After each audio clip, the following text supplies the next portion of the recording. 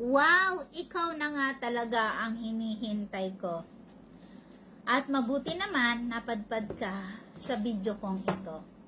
Dahil maaring ang reading na ito ay tumpak na tumpak sa iyong gabay kapalaran.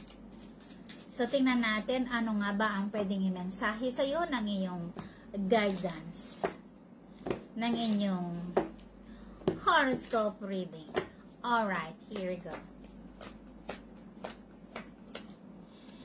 Dito na nakikita ko, my darling, alam ko hirap ka na. Halos parang dito, napapaiyak ka na lang. Dinadaan mo na lang ito sa tulog. Idinadaan mo na lang ito sa tawa. Dito no, ilan makakaranas ka, na ilan sa inyo ay makakaranas ito ng pabugso-bugso mga burden or mga suliranin na haharapin. No?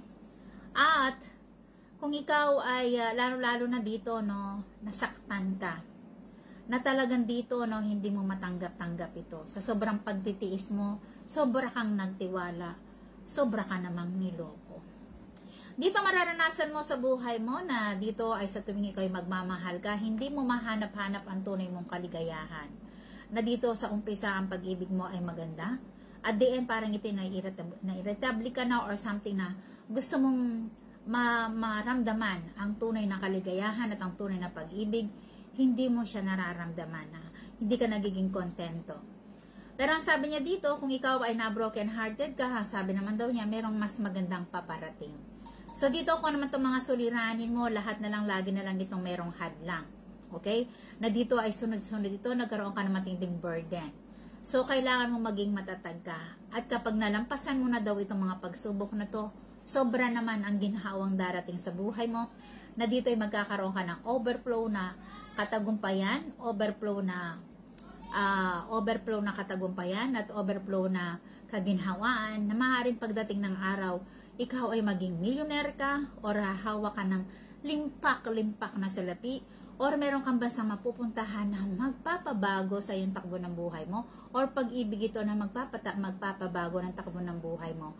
The more na ikaw ay nagkakaroon ka ng edad, the more na ikaw ay suswertihin. At dito rin ay meron kang chances na dito ay pwede kang manalo ng mga raffles draw na hindi mo to inaasahan na mananalo ka ng raffles draw or perang darating sa buhay mo na hindi mo to pinagpaguran. Although na dito ay tumakbo ang buhay mo na sobrang lungkot, sobrang ang daming mga burden.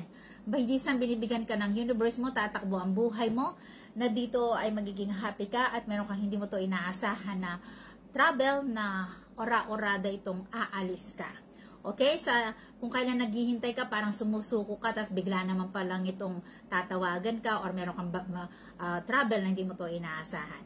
Okay, my darling, so yun lang muna ang nagbabagang balita ng iyong gabay kapalaran. Pero ang pag-ibig mo, hintay-hintay ka lang. So dito hindi ka nagiging happy sa buhay. Pag-ibig mo, laging itong may sabla. Yun lang. Thank you. Muli si Lady Diyosa ang nag-uulat. Goodbye!